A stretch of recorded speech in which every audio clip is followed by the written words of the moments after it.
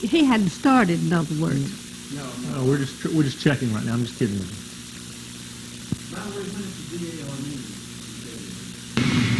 Okay, we're rolling. Give us your full name, including your maiden name, your parents' names, and when you were born, and tell us whether you're from Mullins or outside of Mullins or around the area.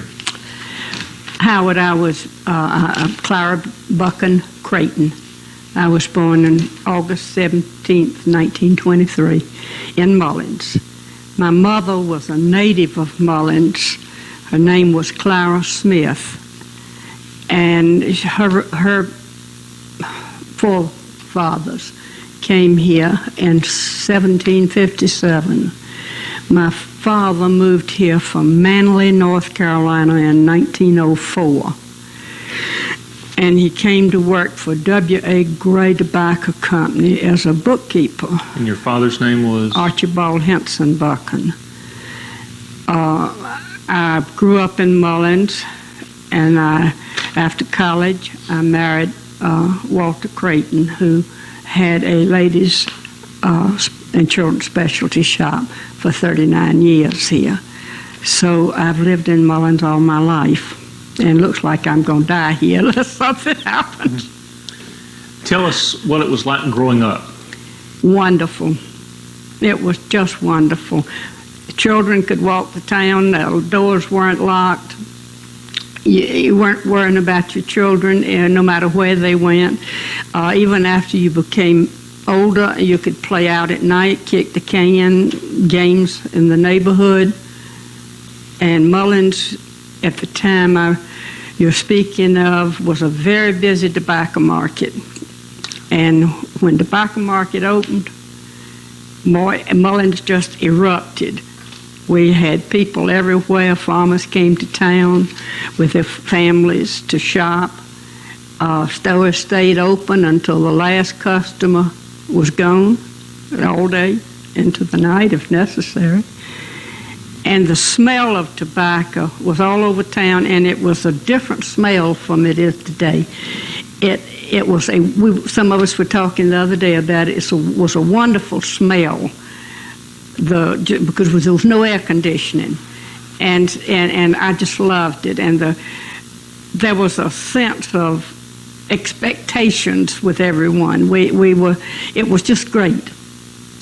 Since tobacco was a seasonal crop, what did your father do during off-season since he owned a warehouse? He owned a tobacco redrying plant where they ran it through the machine after it was bought on the warehouse floor and packed into hogsheads. And then it was shipped to either for storage or to the buyer, wherever that was. He did a lot of export business to Germany and Holland. Now, did that involve travels for your father? Can you tell us, he went over to Europe a good bit? He only went once to Europe, but he traveled a lot, like to Richmond and South Boston, Virginia, and wherever there was a tobacco market Kentucky that he needed to check. Tell us about your childhood experiences being around tobacco. Any jobs that you may have done, whether it was at a warehouse or anything having to do with helping with the maintenance of a crop, or any memories that you have of children your age that maybe work with tobacco? Well, my father had a farm on the edge of town, and I loved to go out there. So the man who farmed it had a daughter my age, and so during tobacco season, when they were putting in tobacco, that's what we called it, they took me out about 6 o'clock in the morning with my overalls on, ready to work. And we would hand tobacco. You know what that is? You don't know what that is? Okay. The tobacco was brought in on the drag, and it was green. And you took 4 or 5 leaves and put it into what they called a hand. And the person who was stringing the tobacco on tobacco sticks was standing there, and you had 2 handers to the person as she tied it on the tobacco stick. When it was tied and finished, someone put it up in the barn to cure. And that was our job, was to hand tobacco. And I think we got 10 or 15 cents an hour, I'm not sure. But it was a wonderful experience. I never got to drive the drag. And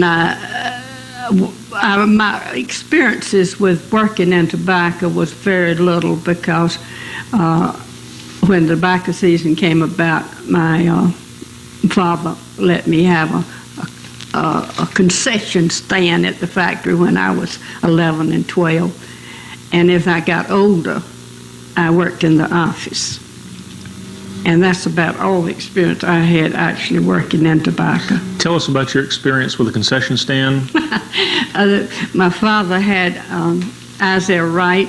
I had worked for my father since 1920, and he would take a hogshead and cut it in half and swell it by putting water in it and letting it sit for a good while, and then put the ice in. And somebody bought my Coca-Colas for me, and my mother's helped cook boiled the peanuts.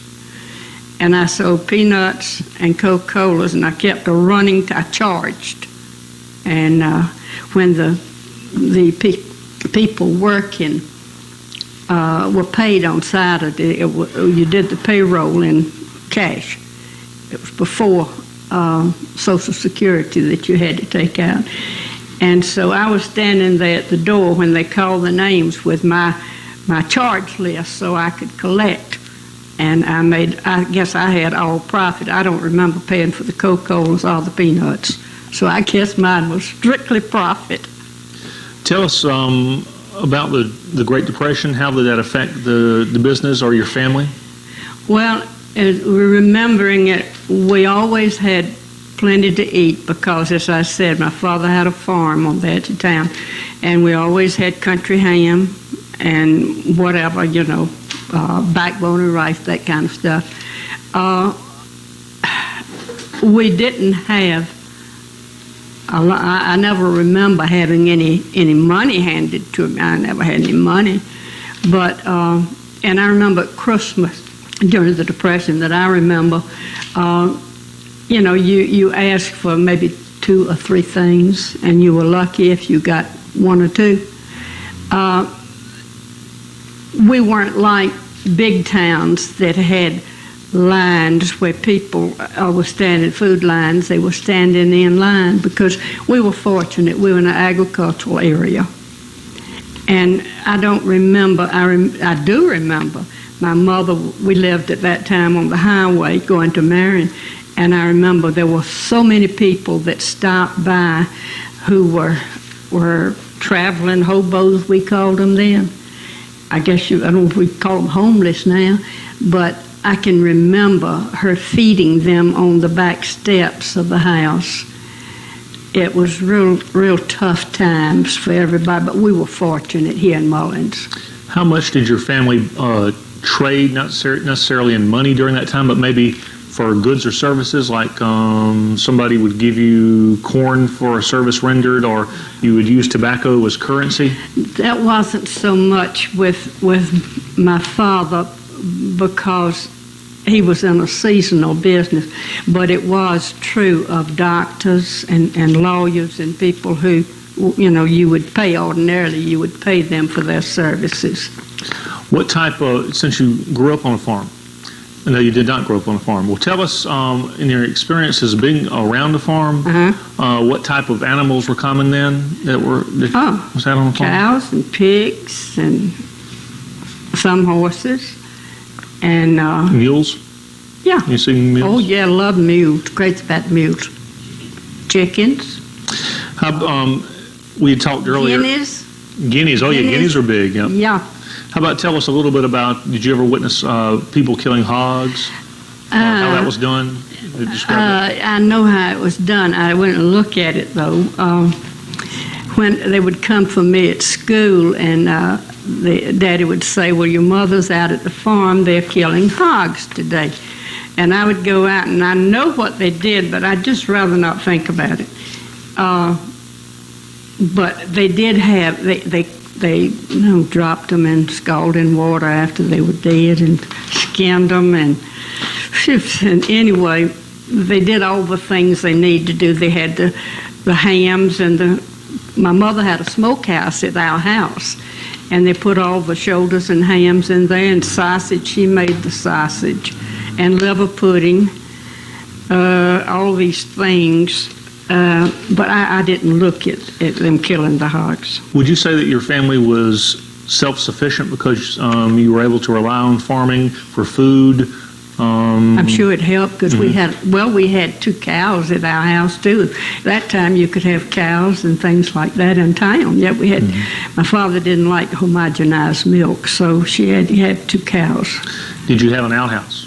Oh. An outhouse? No? Okay. How about your experience with electricity? Did you have electricity you remember growing right up? Young man, how old do you think I am? Just asking general questions. I know electricity came to Mullins around 1903. So I was born you were born in 23. Do you ever remember?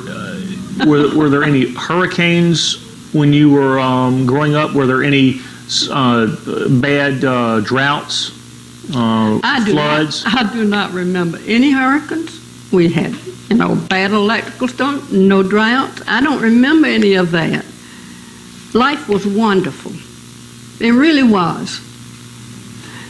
And the tobacco, you haven't asked me, but the tobacco festivals were just marvelous. Well, tell us how long the tobacco festival lasted, what was involved, what kind of activities there were to be done? Well, depending on, we usually had a parade, and we had dignitaries as usual in the parade, and they spoke at the town square.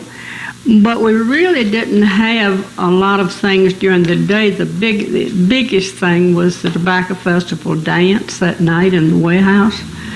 And the men wore tux and the ladies wore long formals, and I could hardly wait until I was old enough. And by the time I was old enough, Hitler had taken over Europe, and we didn't have any more tobacco festivals. But before that, the Depression did hit Mullins really bad in the late 30s. And the people simply didn't have the money to have a festival. But they had, I'm sure they must have had some sorts of entertainment for them, but I really don't remember that. I just remember all the farmers came into town with their families, and they did have, I think they had special in the stores. They just bought them. They had a big band for the dance, and they could go to that. And they had, I don't know what they had during the day. I really don't.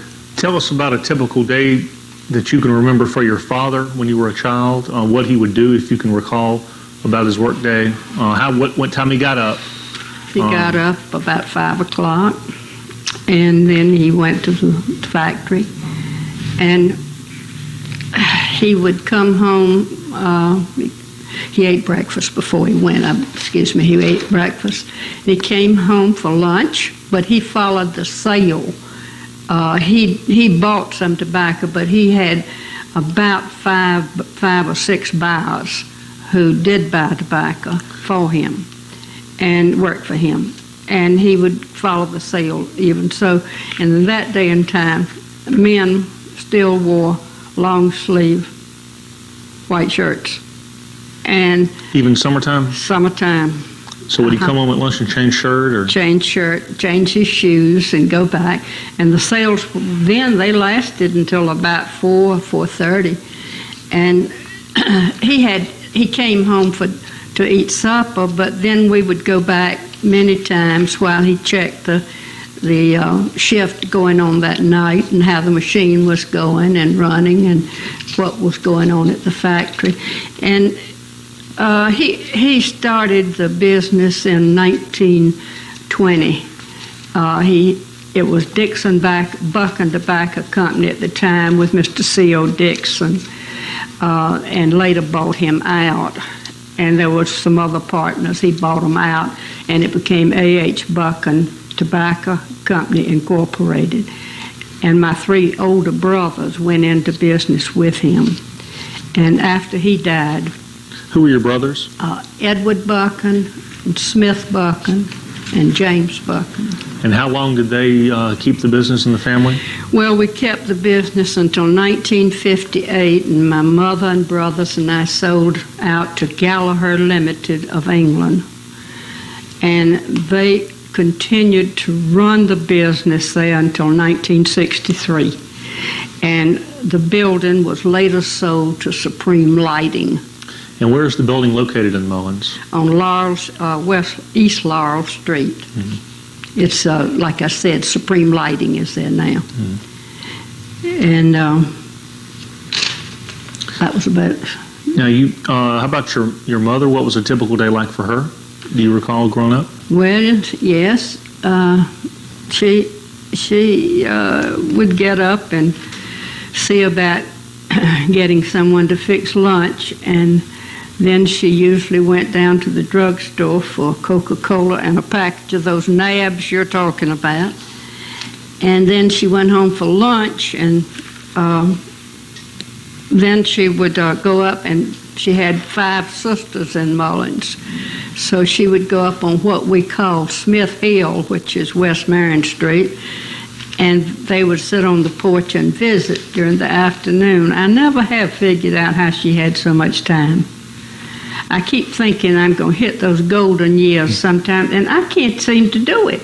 But she seemed to have plenty of time. All of them did. They played cards in the afternoon. Had a great time. She played a lot of bridge. Tell us about your experience in childhood going to school. How long were the school days? How long did you stay in school? Did you go to school later because of tobacco season or earlier? They didn't start school until after Labor Day because of the tobacco market. But we went at 8:15, 8:30. We didn't have a lunch hour. We had a recess of 15 minutes. And when they talk about not having a long enough lunch hour or what they have at lunch, I'm thinking we never did have one. You know, if we wanted to take a sandwich to school, we could. Otherwise, we waited until we got home, and then we ate at 2:30 after we got home. So we had a good school. We had a good time. I played basketball and tennis and everything. It was a very nice life for a child. You went to Mullins High School? Mm-hmm. What year did you graduate? Was it right? 1940. So it was right around Pearl Harbor time. What did he say? You didn't have a yearbook back then? No. We didn't have one because there wasn't enough money. My father was chairman of the Board of Trustees, and I begged and pleaded and carried on, and we didn't have one because there wasn't enough money. And the trustees said they were not going to operate in the red. They preferred to operate in the black. Now, how do you recall farming changing from your point of view after World War II? We'll talk about World War II in a moment, how it affected the Mullins area, but tell us. Tobacco no longer, I don't know, but tobacco no longer smelled the same. For a while, it was busy right after World War II. The city was busy, and it was a good business town. Very good up until, I'd say, in the late 60s, it started fading a little bit. But Mullins was a good business town. And the tobacco market was very active. There were changes. But then when they went from the tied tobacco bundles, which were beautiful on the floor in the basket, carefully arranged by the farmer and his wife, they graded all the tobacco. And it was a beautiful sight. It really was. But then along came the loose leaf, and they just dumped it in sheets and put it on the floor. And somehow it lost its what is the word I want? Appeal? Appeal, yes, it did. It just wasn't the same anymore. Talk about your experiences during World War II. Were you off at college when Pearl Harbor happened? Yes, I was. Where did you go to college? Converse in Spartanburg. And I'm ashamed to say that we were studying for an exam, and we had the radio on, and they said, Japan has attacked Pearl Harbor. And all of our eyes went straight up to the ceiling, and we looked at each other, and then all of a sudden I said, where's Pearl Harbor? And we did not know where Pearl Harbor was. You know, you didn't have television. You didn't have newspapers every day. We didn't know where it was. Of course, we found out that day, but at the time, we were, where's Pearl Harbor? Talk about rationing, anything that you remember, especially coming back to Mullins, maybe during the summer, during World War II. Well, I know we couldn't buy any shoes. We had one or two shoe stamps to last forever. And, of course, the sugar was rationed, coffee was rationed, and my mother didn't drink coffee, and Daddy loved it, and he said it was the only time in his life he was glad she didn't drink coffee because he had her ration. I don't remember really suffering. We didn't have any gas to go anywhere, but that was all right, too. And we didn't have any cars, any new cars, and no tires, and no butter. But living in Mullins with farm, you know, I mean, we had butter and we had milk and those kind of things. It's great. Do you recall, I kind of lost my train of thought here, any notes that you brought? Is there anything you'd like to mention? Anything that I may have overlooked, Reggie? Can you think of any questions? Do you remember the involvement of Clemson Extension in the area? No, I don't. I don't. I really wouldn't, because after do you recall the business was sold, I was not really involved with the tobacco anymore.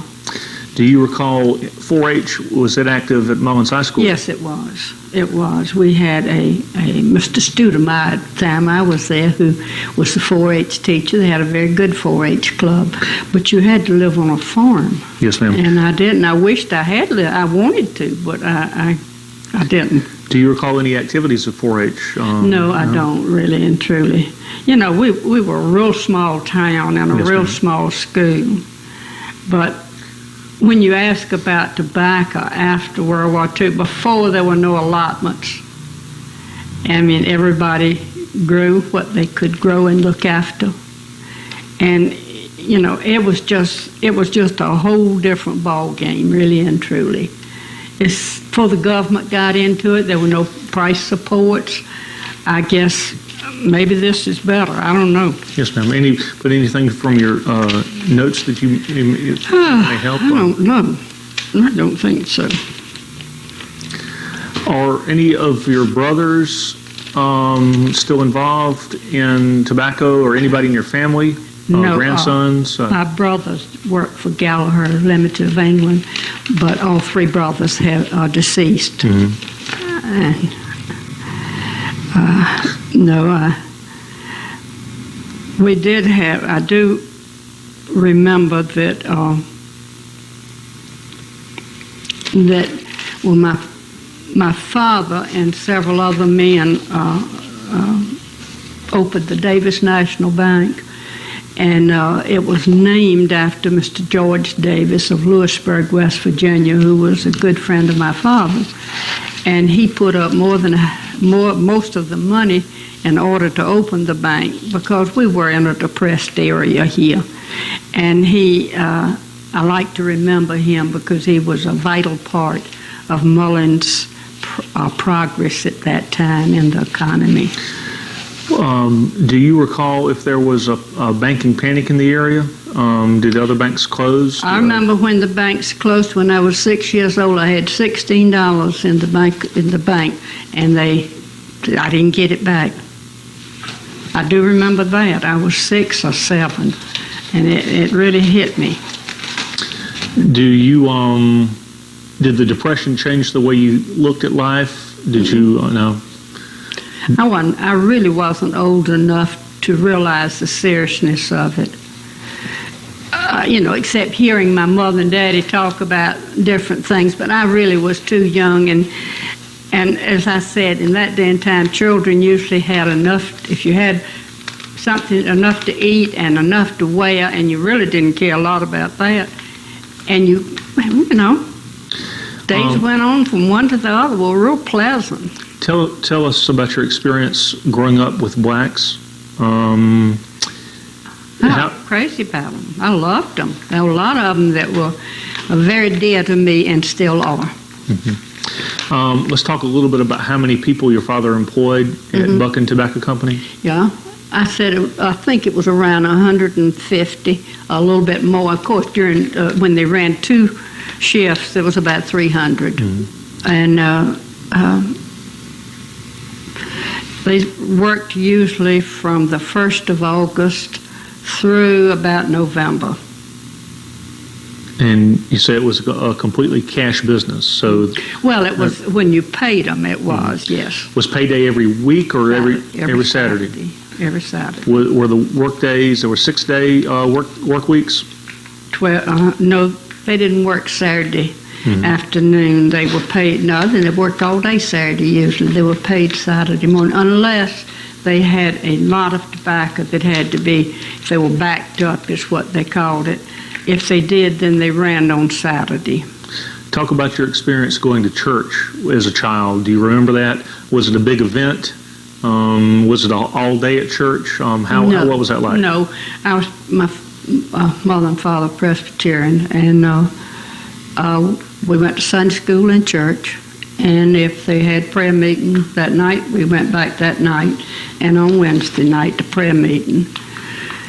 And we also went to what we call Christian Endeavor. It was youth fellowship. No, we didn't stay. We just stayed the regular after the sermon. We went home. My father was pretty strict about. That's the one thing he wouldn't let me do was skate on Sunday afternoon. I said, "Well, why?" He said, "You're just not. You have 6 days a week to skate. You cannot skate on Sunday." So I didn't skate on Sunday. Do you recall in Mullins in the 30s or maybe the 40s, business-wise? Was the downtown area pretty much packed? All the buildings were filled up. Everybody was pretty busy. Yeah. There was a belt department store here. Talk a little bit about. It was Collins. Yeah, and what you could get here. I think you could pretty well get whatever you wanted at that time in Mullins. I don't remember people going out of town shopping. As the time went on, maybe in the 60s, they started with whenever it was that malls came about. The first one was Florence Mall in Florence. I think the novelty took people out, and people had more money and new cars, and I think it was only natural that the local merchants could not possibly carry everything that a person wanted, and so there was some shopping out of town then. Your impression of Mullins today?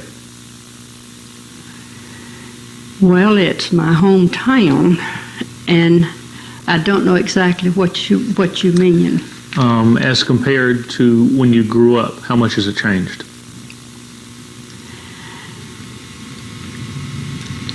In some ways it hasn't changed, but tobacco market, of course, is not like it ever was. The stores are not.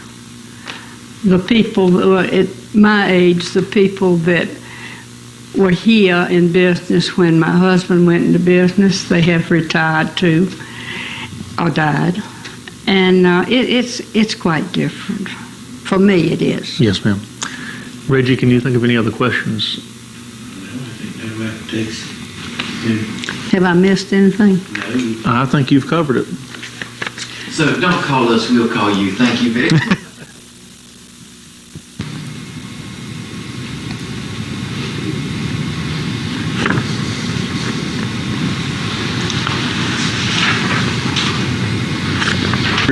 Your full name, including your maiden name and married name.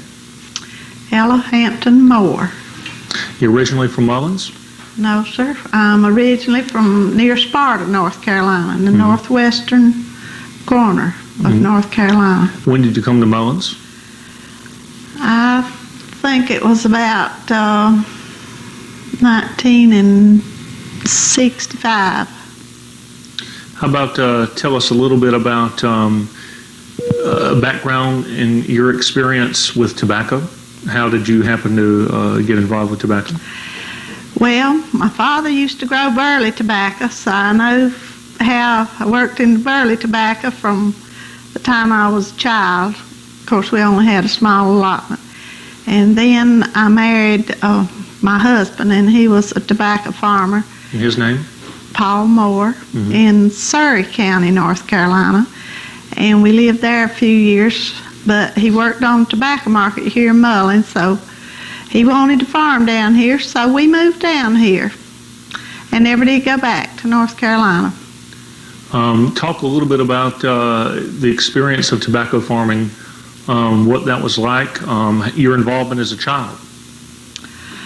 Well, then the whole stalk is cut of the burley tobacco, and it is air cured. And then it is stripped off the stalk and graded and sold. It used to be tied just like the flue-cured tobacco was. And then they went to baling the tobacco, which they do now, here in the flue-cured market and up there. How about tell us a little bit about tobacco grading? Is that different in from flue-cured to burley, or is it the same? Basically the same thing. What type of different tobacco grades are there, do you recall? Well,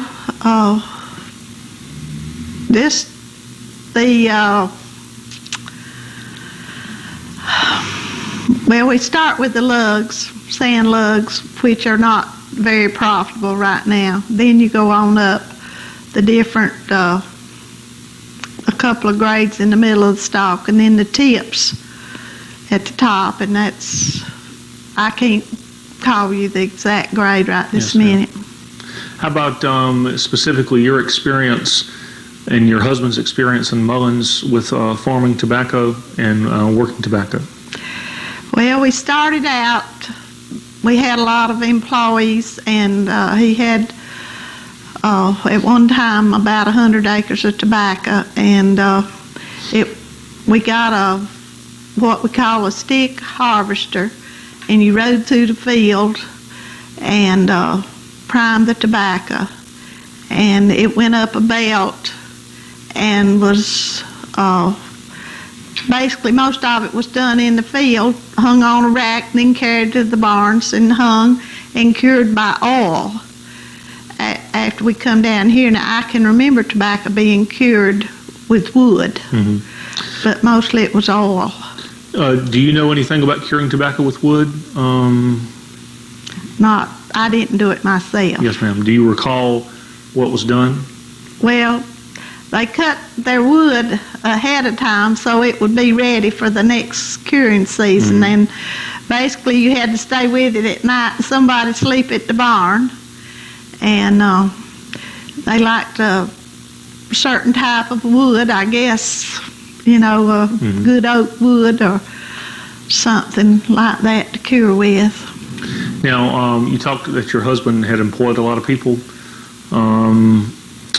What was a typical workday like for someone who worked for your husband? When did they start? What did they do? When did they finish? Maybe how much they were paid? Well,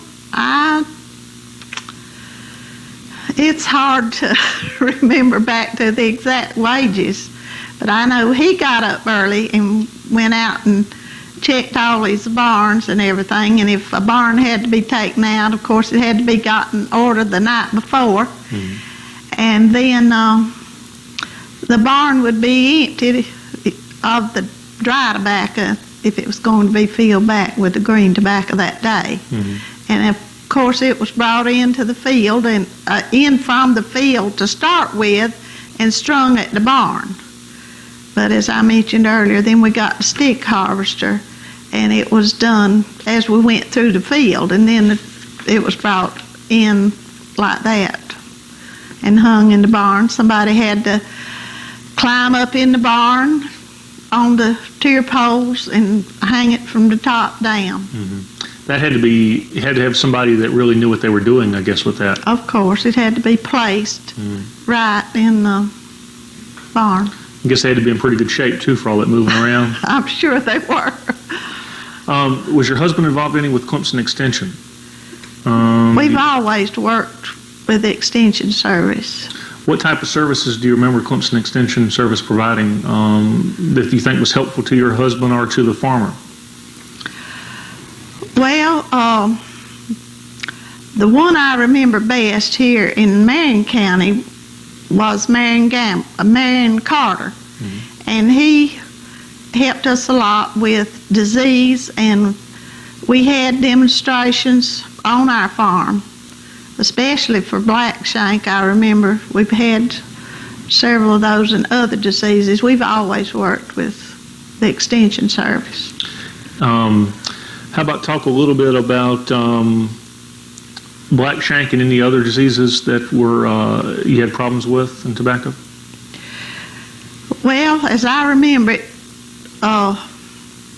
rotation is probably the best thing to get rid of all disease. Mm-hmm. But we have a limited supply of land, and you can't let a crop lay out for so many years. Mm-hmm. But of course, with Ridamil chemical, that helped a lot with the black shank problem.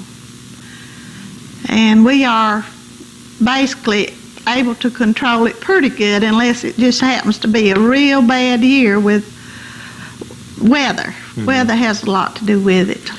Now, have there been any bad years with weather because maybe of too much rain, too little rain, or hurricane, or? Well, yes, we've had some bad years, but we've never, ever, since we've been down here, completely had a failure. Mm-hmm. But we have lost a lot to disease. But I think we have learned a lot, with the rotation and all. How about talk a little bit about the experience of getting the tobacco ready to go to market or going to market around the 1st of August or in August? Well, we always tried to produce a good crop, and we tried to have that tobacco in good order. We tried to keep the trash out of it, and we tried to sell a product that we would be proud of, because your name stays with it all the way to where it's processed.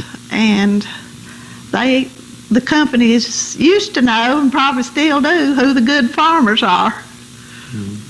Were you proud of the work your husband did in tobacco? Yes, I really was. He was a good farmer. He was a hard worker. And I think he also got into the warehouse business, and I think he was a good warehouseman. Mm-hmm. Talk about your knowledge of the warehouse business. What was that like? Well, it's an interesting job. I guess it's hard to please all the farmers. That's one of the biggest problems. And you don't always have farmers who are real considerate about selling a top-notch product. Mm-hmm. But most of them are basically good farmers. Do you have any experience with tobacco allotments? Do you have any land that's under allotment that the government pays you just not to grow any tobacco on, or? No, we basically use all our land for growing tobacco. Last year, I think my two sons farm now, and I think last year they had about 140 acres tobacco. So we have to rent a lot of land and rent from several different quota holders, landowners. Do you recall when your father bought his first tractor? Or did he have a tractor when you were coming up? Yes. Do you recall what model it was or how it worked, or remember anything that was special about it? Well, it was a Ferguson, but I can't tell you exactly what year it was. Yes, ma'am. Do you recall him getting a new tractor? Did that cost a lot of money? Was it a big decision? Well, I'm sure it was, but way back then, I don't ever remember him having but two tractors, because we just had a very small allotment. Mm-hmm. Do you have any experience killing hogs, or anybody in your family did that coming up? Yes, What my was that like? father did that. Well, every family, I think, killed their own hogs, or either they went to a neighbor's house and killed their hogs. And I always dreaded to come home from school the day we killed hogs. We canned our sausage, our tenderloin, our backbones, and we had a smokehouse. We cured the hams, the shoulders, and the side meat, and it was, I still love country ham. That's one of my favorites. You talked about Marion Carter with the Extension Service here. Do you ever remember him treating any animals that you had, maybe for screw worms, or have you had any animals since you've been down here, farm animals? Or Not much. No? Not much. No.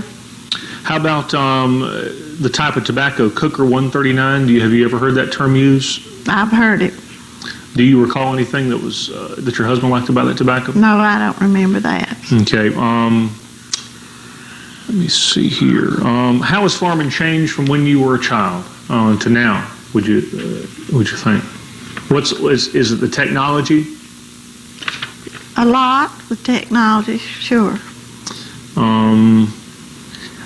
Is it as labor intensive as it used to be? It's very labor intensive. I don't care how much modern equipment you have. There's still a lot of work to it.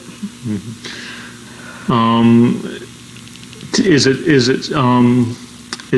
tobacco become with the fact that it's not so popular now as it used to be? Is it a headache? Do you worry about your sons and the future that they have farming? Sure. I'm not saying that using tobacco is good for people, but I think our government has put too much emphasis on doing away with tobacco, with all the taxes that they've added to it. They are really going to hurt themselves in the long run, because tobacco really generates a lot of money for the state and the federal government. Did your husband ever grow any other crops besides tobacco? Yes. We grow, he grew soybeans and wheat, a little corn. We have had a few cattle. Talk a little bit about the experience of soybeans. What turned your husband on to soybeans? Well, it was a good crop to rotate with your tobacco, and your landowners want their farm to be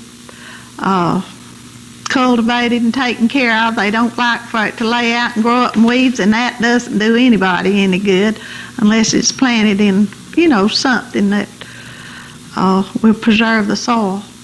Do you recall a 4-H program when you were growing up? Yes. Were you involved in 4-H?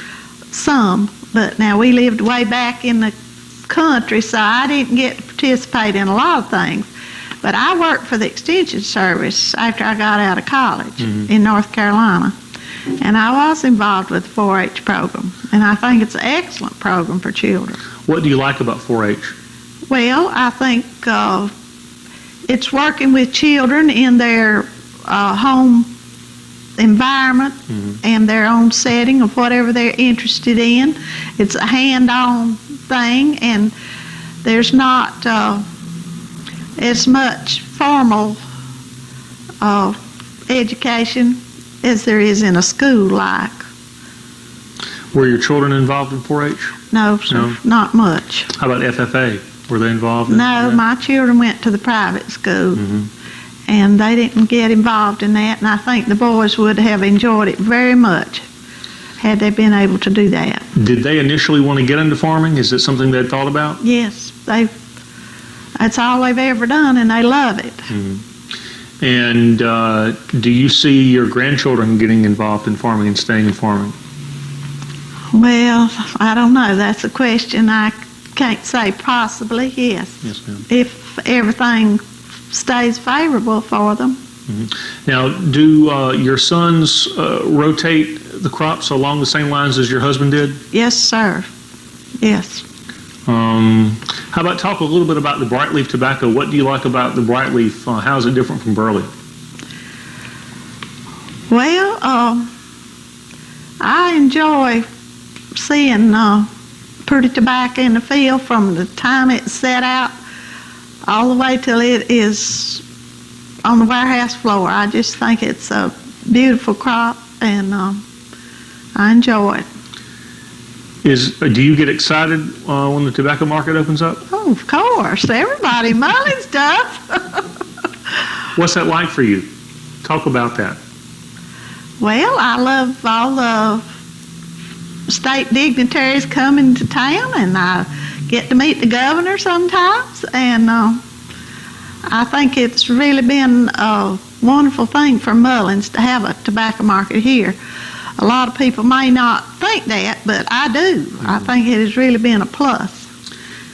Do you like the way that technology is kind of changing the way tobacco is being handled, with putting in bundles instead, in squares instead of in burlap bags? I think it is easier to handle and doesn't require quite as much physical labor as it did otherwise, because it's always been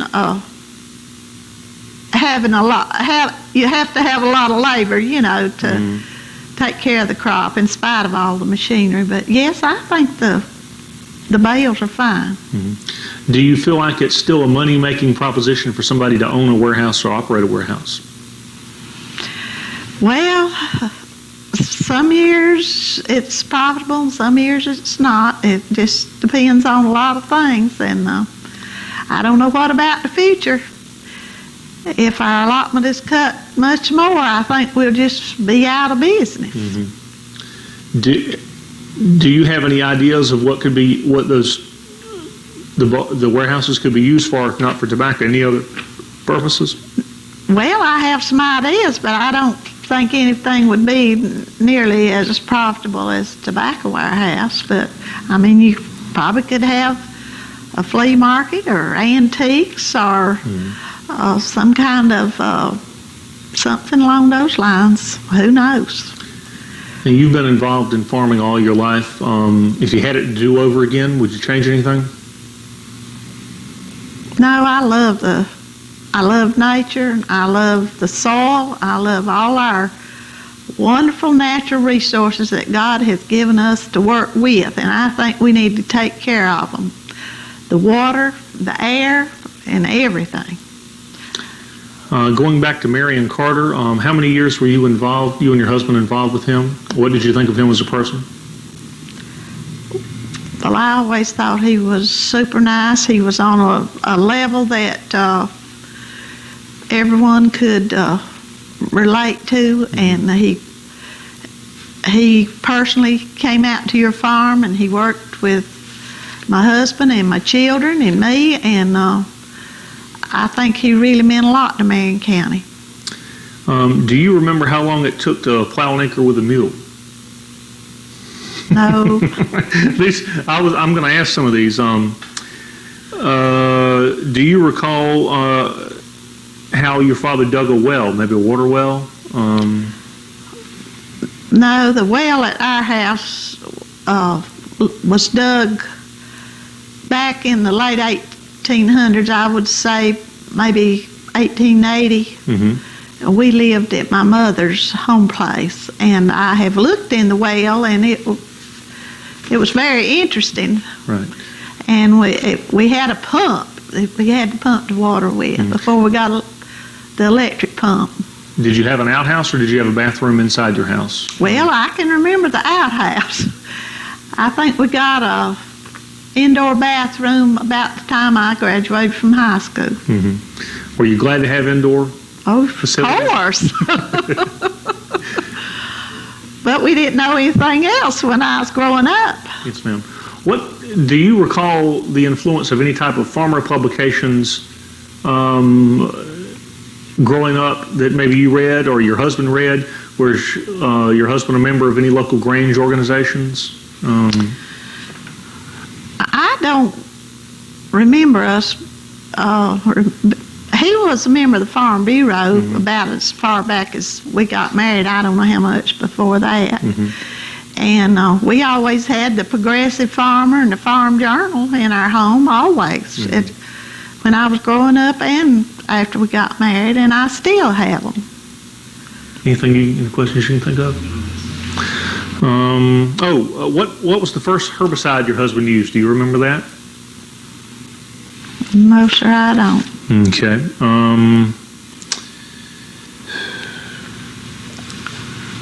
Are there any significant differences in tobacco being planted from the way it was as a child to now, do you think, for you?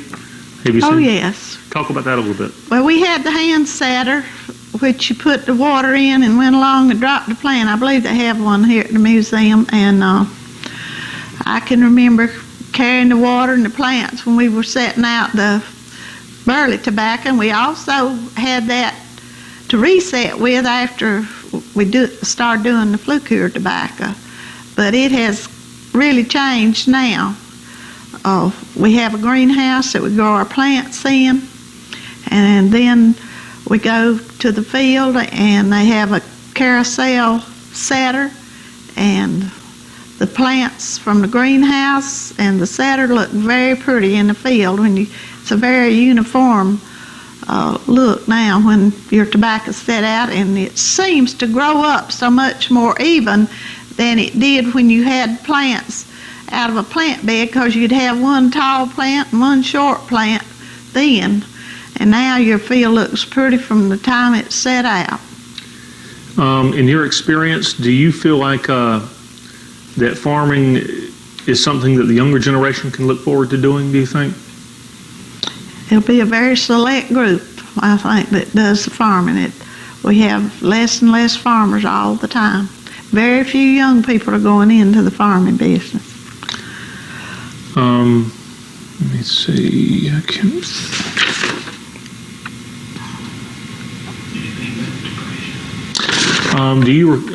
Do you remember the Depression? What was that like for you and your family? Well, I guess I come along a little bit after the Depression, but I know we always had to be very saving. My mother sewed, and she taught me to sew, and we had to reuse everything we had, and we did a lot of patching and sewing up holes and making our own quilts, and we even made sheets and pillowcases out of feed sacks. So we just used what we had, and we took care of what we had. And today, the young people don't know anything about that. They live in a throwaway society. If they don't want it, toss it and go buy something else. But I did not grow up that way. Do you recall any festivals to celebrate tobacco as growing up that you had, maybe? No, not till I come to Mullins. What was the festival like when you came to Mullins? What was your first experience with that? Did you enjoy it? Oh, yes. Still enjoy it. And my children love to come back and see their friends that they went to school with, and it's sort of like a homecoming. They love it. Yes, ma'am. Okay. Did we get your husband's name? Yes. Did we do that? Okay. All right. All right. I think that's it. Good. Very good. You did good. No, I did. Oh yeah, that was great. You did great.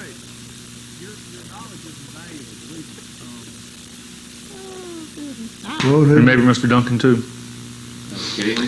and Jones, don't leave Jones out. Okay. Talk a little bit about, for me, first give us your name, your full name, and your parents' name, and your grandfather, and how long your family's been involved in tobacco in the area. My name is James Watson Daniel. My father is William Henry Daniel II. My grandfather, William Henry Daniel I. And he more or less, my grandfather, more or less, he built the first warehouse here in town. And he helped get tobacco started around here. What time, was that around 1910 or earlier? 1900. 1900. And a little before that, to get the tobacco growing. Before they built the first warehouse, they had to pack up, the farmer had to pack up his tobacco and bring it up in and ship it to Virginia? Wilson, Oh, I believe where it went. North Carolina, and that's where it was sold. And now they kind of wanting us to get back to something like that again, do it with the tobacco warehouse auction system. Well, did your father have some success with this? And they've been successful all their life with it. Yes. They just kept it bleeding, growing fine tobacco, and that's what they grew. Your father has been said he was the first one to plant tobacco, or was it grandfather? My grandfather. Yes, it was the first one to plant tobacco in this area? Yes, he was among the first. Do you recall any of the stories that he told you about that, or how did he happen to think about tobacco for the area? Or? Well, they just realized that it was that it could be grown in this area, and they hired somebody. I can't think of the name now. I could have brought that information with me from Virginia. Come down. I believe Mr. Teasley was one of the fellows to come down. His family, I think, just died, and they got tobacco started like that. Now, when do you think tobacco enjoyed its biggest success in Mullins in the 20th century? Was it after World War I and in between World War II, or was it after World War II? When it started getting really big, yes, sir. Well, it's been continually growing. Ever since 1900, it's been increasing all the time. Tobacco has, and after World War II, it really, and all of us guys came back from the war there, and it really picked up steam then. And there was a high demand for the tobacco. What do you like about the bright leaf tobacco? What do you think is its strong points, selling points for to the Smoking that cigar is one of the most pleasurable things you'll ever do. I asked my doctor that down at Charleston. I said, Doc, if you ever smoked a good cigar after a good meal? I said, now that's a pleasure. And I've been smoking them for 55 years. Yes. Something like that, 58 years that I've been smoking these things. What, talk about your experience as a warehouse owner and maybe what a typical day would have been like for you on the job. Well, it was hard work like anything is, but I enjoyed it. And one of the biggest pleasures is selling the farmer's tobacco and making it sell good and seeing him happy. And of course the warehouse fared right along with the tobacco farmer. If the farmer fared good, the warehouse fared good. If he catch the devil, the warehouse caught the devil too. They both fared right together. So it was our interest to make it sell good, work at it. And the farmer brought it there, and we acted as a broker for him. We represented the farmer on that auction sale. Do you feel like that process has changed over the years? The auction system? Yes, sir. Yes. No, it's been strictly an auction system all along. And during the war, the tobacco was in such high demand. I came back in the spring of '45 for 6 months duty from the Pacific, and the tobacco was all bringing the same price. They had a ceiling price on it, all bringing 45 cents. The bad tobacco, the common tobacco, and the good tobacco. It was all selling. Did you have any experience growing up with tobacco? Were you around it most of your childhood? I sure was. I lived in it. How about did you work in the fields a lot as a child? I worked in the fields. I helped gather the tobacco and put it in the barns. And as a little kid, somebody had to stay with those barns all night long, keep the furnaces pushed up, the firewood in them. And that was always a feat there when I was a little kid to sleep out there at the barn with them. What type of wood did you use to? Any kind of wood. Didn't matter? Just stick wood in that furnace. Did you have to keep it a steady temperature? Yeah, you had to start off about 95 degrees, and you yelled it at that temperature. And then you would gradually, as you got the color, what they call getting the color on the tobacco, then you gradually started raising your heat, pushing more heat to it, until you got up to 150 to 160 degrees, and that's when you were drying the stem out on it. How long would that whole process take? It would take 7 days, and they've tried to shorten it, but it just doesn't. It takes 7 days to cure it. And it just can't be shortened.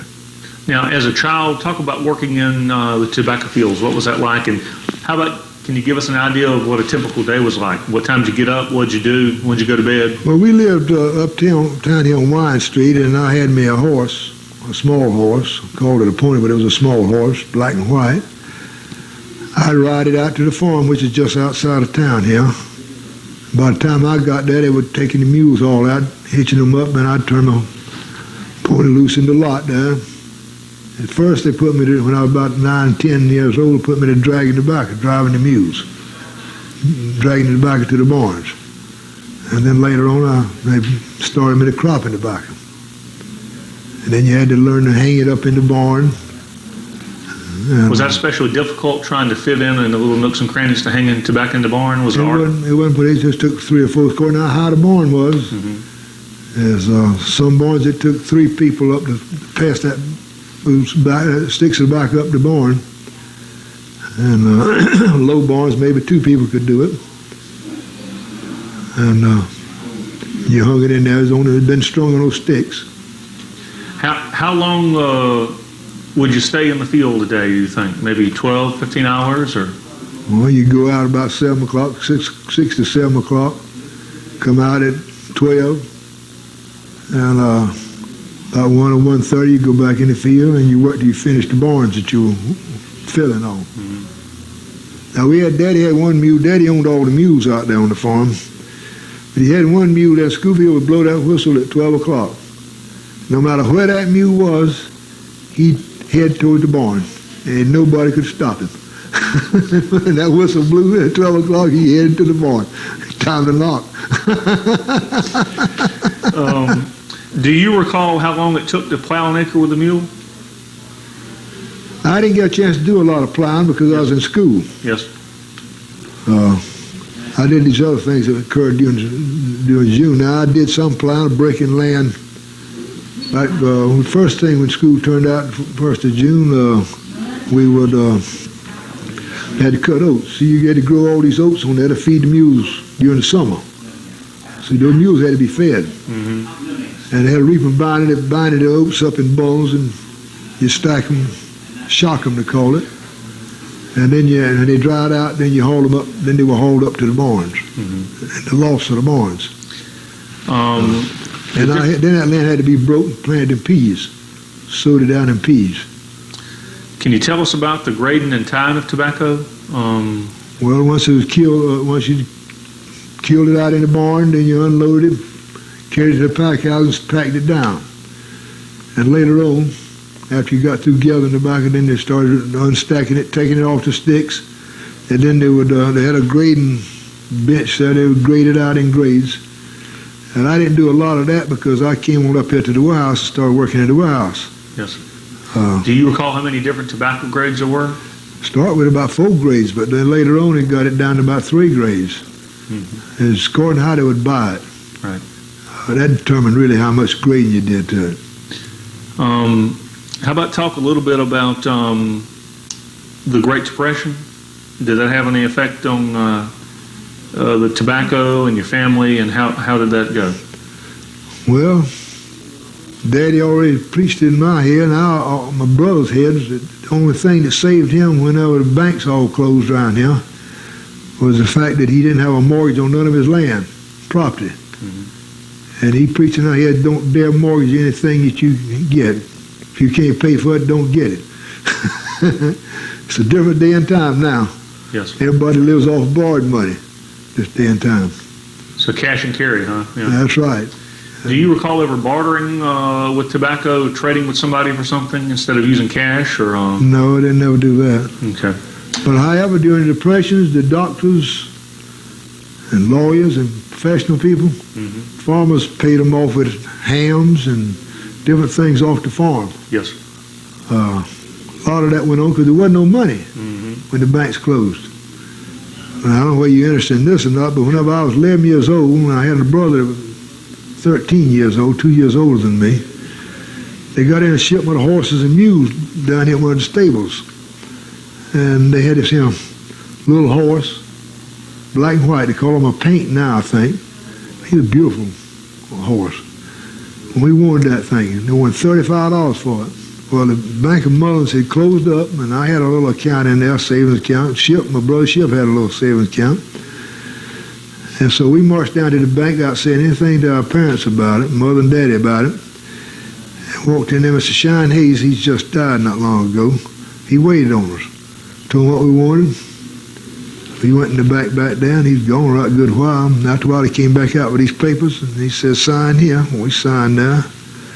He gave us a check for $35, and we marched down there and got that pony. Of course, up at the house now, we had milk cows. Back in those days, if you didn't have a cow, you didn't have no milk at that house. It wasn't easy to buy. And of course, we had the barn, the stables, and everything then, so we carried we called it a pony. It was about like an Indian pony. We carried him out and put him in the lot there, and he was a nice one. He could count on everything. He was a beautiful dang horse.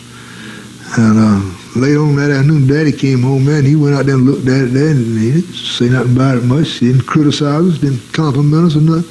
I said, Daddy, what do you think about him? He said, that's a nice horse. That's all right. That's all he told us. And I never thought no more about that thing. That fall, we paid that thing off. Right after that, the bank closed permanently.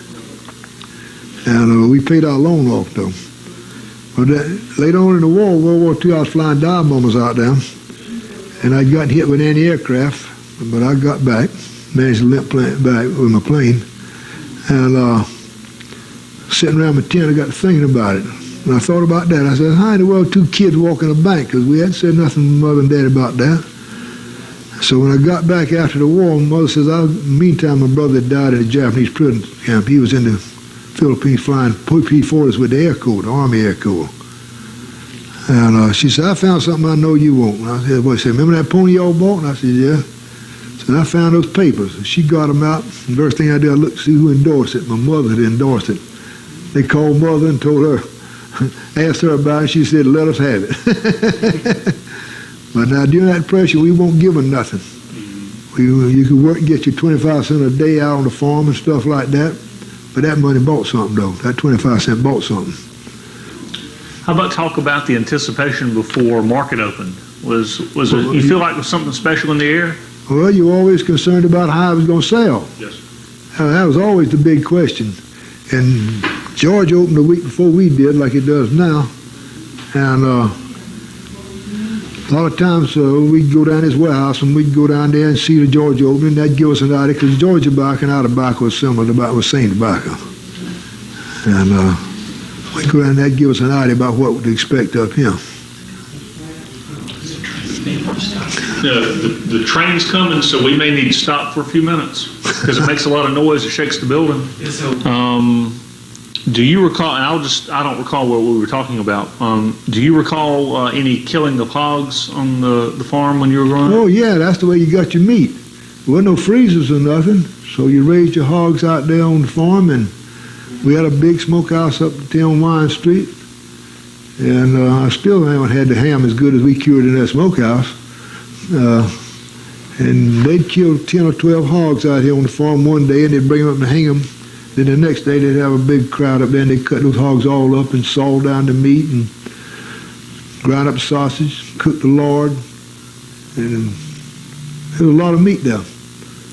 And they saved all the lard, saved every bit of the hog, didn't throw none of it away. They make sauce meat out of the tail and the hog joe and stuff like that. Do you recall what a cotton pea is? Yeah, that's a pea that, what we call the field pea. It's a small field pea. It's a delicious pea, but it's a job shelling them, if you got to hand shell them. Why did everyone like Coker 139 tobacco so much? Do you remember that? Yes, sir, I remember that. That was in 50, came out in 54, and Dr. Rogers from Mullins here is the one that bred that over there with Coker. And it made more tobacco per acre than any tobacco I know of. It just keep right on making tobacco.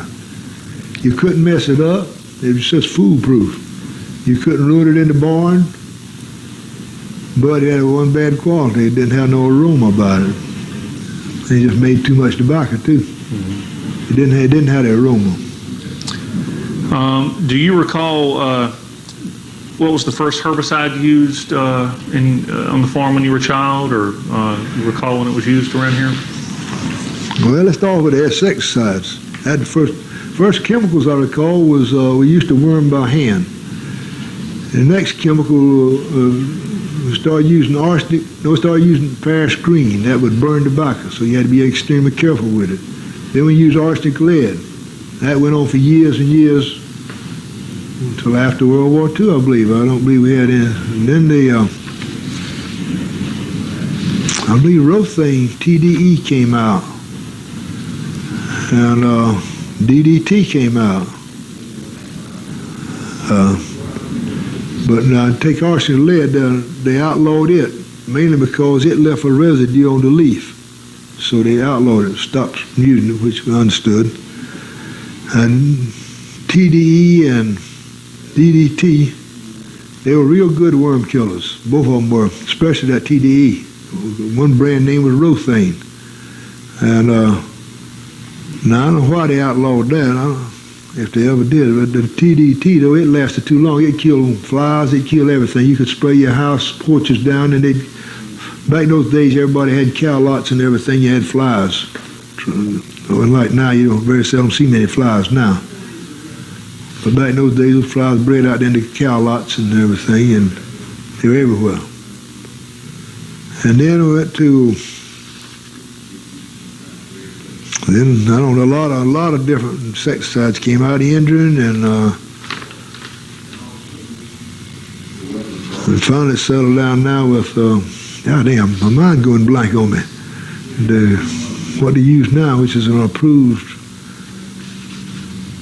I can't think of it. You'll have to get somebody else to tell you that. Okay. I'll find out. How about talk about your family's experiences with the Clemson Extension Service in Marion County? And well, we've always depended on them to give us when something new come up. You call for the county agent. Well, if he doesn't aware of it, he could contact right on up the line. He'd find out for us how to handle different things that would crop up. You always depended on the county agent. do you recall any demonstrations that were helpful from the agent? Yeah, as new products came out, they'd come out and demonstrate it and so forth. And usually they'd call on us like we were a supplier to the farmers, the Daniel Supply Company, and we'd notify the farmers, get them together there, and they'd put on demonstrations for it.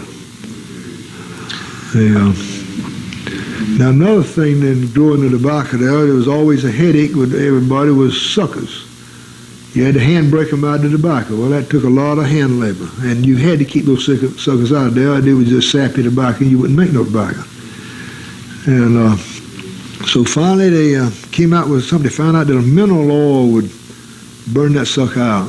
So you start putting a teaspoonful on the top of a hill. And that helped some. And they did that, and then finally they came out with, what was that? Offshoot tea came out with it where you could spray it on. And it all was coming from detergents. That's what it all was, is a detergent. You could spray it on there, and that was a contact killer. These little suckers, an inch long or shorter, in 30 or 40 minutes, it would burn them out there. And so that's where we started with the spraying. Then they came out with the MH30. Now, the MH30 didn't burn your suckers out, but it stopped cell formation. And so you spray the MH30 on it, and it would stop the suckers from growing, new suckers from growing. Now, your regular leaf of tobacco would go on and growing out into full-size leaves. But they said there was some residue on that, so they've been discouraging from using that. They haven't outlawed it, but they've been discouraging the use of it. I think mainly because the MH30 on the back of it would pack down tighter, and the companies couldn't get many cigarettes out of a pound of tobacco. I think that was a big headache more than anything else. That was just my theory of it. How about talk about operating a warehouse, a typical season, when it would start and how long it would last? Well, back then in the 30s, the farmers farming with mules and everything. The farmers were almost self-sufficient. And so when a farmer brought his tobacco to the market there, He didn't owe a lot of debt except maybe for his fertilizer that he bought, and maybe a little bit of wasn't many chemicals to buy, just for insecticides, and there wasn't much of that used. And then he'd bring that in, and when he'd sell the tobacco, then he could. They'd come from across the river over there. There wasn't no stores over in that area, and they'd buy up a lot of stuff over here then. Barrels of flour and stuff like that lasts a long time, of the basics that he didn't have on the farm. And then also the dang carnivals all would move in to entertain them. The warehouses stayed open 24 hours a day. The farmers would come in here, especially from Moree in their wagons. We had stables all outside the warehouse trying to put the mules in them. And it was just a regular fair going on up and down Park Street all along down. All kind of joints wanting to take the money from them. Do you recall? Let me see how I can. Another thing about that same thing. Another thing about it was, I can remember back in Prohibition days. You know, it changed in '32. Legalized liquor came in '32. But I can remember as a kid back then. And, of course, they couldn't get no liquor. So back at the warehouse back then, on some pine trees back there, was a little house back there, natural bootleggers back there. And as long as they stayed inside the warehouse and drank the liquor, the law wouldn't bother them. And you talk about drunks, I saw more drunks in those days than I've ever seen since. Because they'd have to drink the liquor and get rid of it. And fights, God, they'd do some fighting. But once they legalized liquor, I'm not taking up for liquor now, but once they legalized it, didn't see as many drunks. They got fewer and fewer far between on the drunk end of it. Go ahead. Have you ever had an experience with cotton? We used to grow cotton, but it was a job getting it picked. And my farm operations were all over in Horry County, and you didn't have no pickers much over there to pick it. So they never did grow a whole lot of cotton. And but even then, I had three brothers, you see, and we had they had their farms all over here. Mine was all over in Horry. We get our cotton together and line it up into the tobacco warehouse there, and we auction it off more or less, bale by bale, and it sold better like that. We get about 6 or 7 cotton buyers in there, and they'd come. When you put the word out you're going to have a cotton sale, they'd come. And we'd sell it just like we did tobacco. Do you recall when your father bought his first tractor? Naturally, he was against the tractors. Tractor can't plow no tobacco out there like it ought to be plowed. It got to be done with a mule. That's the way all the old farmers were. But finally, one of the boys bought one of them little Super A's out there on the farm, and Daddy went out to see it plowed. Well, they won't just plow on one side like you do with the mule. They was plowing both sides. They were split in the middle. And he looked at that thing and finally it won him across. Said, everybody get up a Super A. Well, there were about 10 families on the farm, all across the farm. So they all got Super A's, stuff like that, and went with tractors from then on. How about talk about your brothers and give their names and how they're involved in farming or in warehousing with you? Well, I had 3 brothers. My oldest one was W.H. Daniel, number 3. And my next one was Ship, who was just 2 years older than me. He ended up dying in a Japanese prison camp. He was flying P-40s in the Philippines. When he was over there when the war started. And he ended up prison, and they plumb killed him in those Japanese, because the Japs didn't believe in surrendering. Oh, because it ain't on the scoreboard. Because the score. And they didn't have no provisions to handle prisoners either out on record. $1,500 a tournament. He was part of that march. He survived that and ended up on the prison camp. But they lived in such filth and everything that half of them died of dysentery and stuff like that. As a contrast to that, as I understand it, only Americans held by the Germans, only 1% of them died in the prison camp, whereas 51% died in the Japanese prison camps. They didn't feed them and starve them and all that kind of stuff. Then I had a younger brother, Joe. he ended up in the war too. Daddy had 3 boys in it at one time. And but he caught the tail end of the war. He ended up in the occupation in Japan. He was in the infantry, 1st Cavalry Division when he was in. But I found out about my brother dying in the prison camp while I was in flight training out in Corpus Christi. But I didn't never forget it either. I made sure my bomb I put extra effort in making sure that bomb hit the target, which was usually anti-aircraft positions, what we were attacking. Do you remember any of the stories about the German prisoners or officers staying here in Mullins? Have you heard any about that? Well, I came back to the way the Navy did their Marine and Navy pilots. You did 2 years in the Pacific, and you came back to the States for 6 months duty. I came back in March of '45, and I asked for Cherry Point, being a Marine Corps, and I got it. I was up there.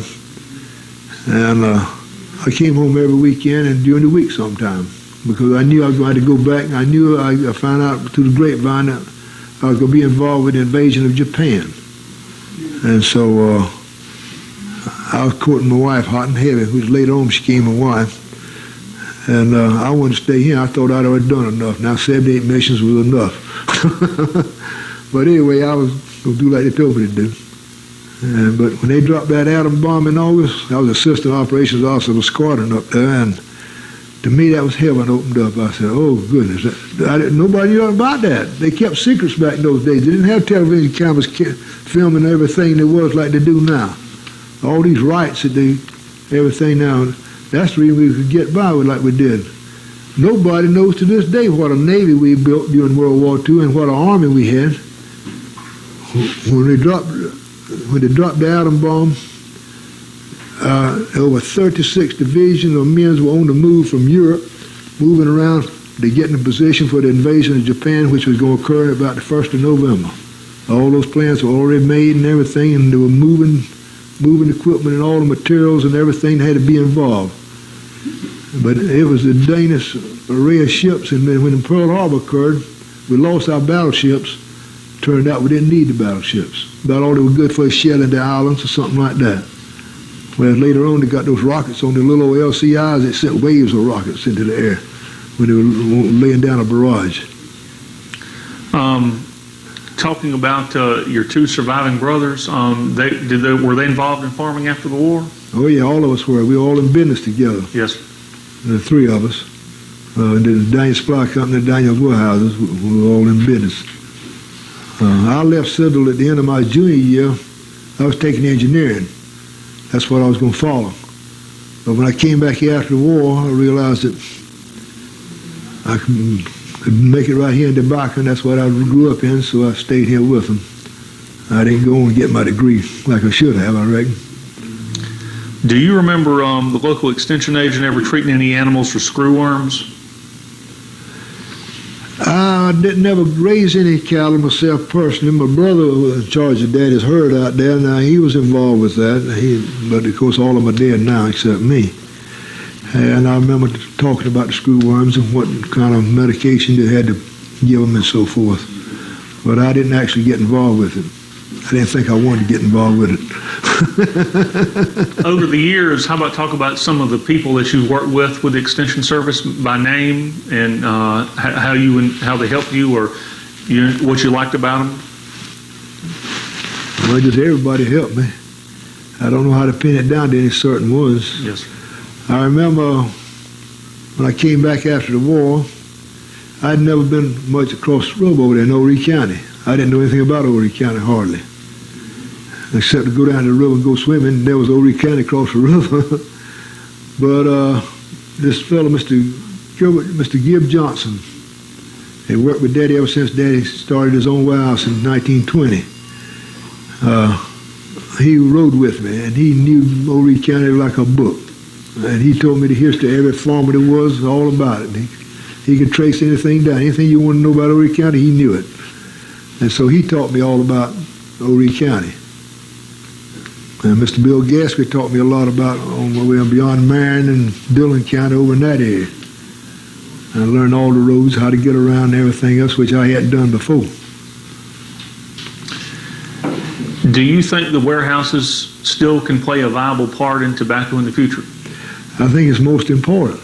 although it doesn't look good right now. Tobacco has over 200 grades, and a farmer can't just carry tobacco there and just take what they offer him.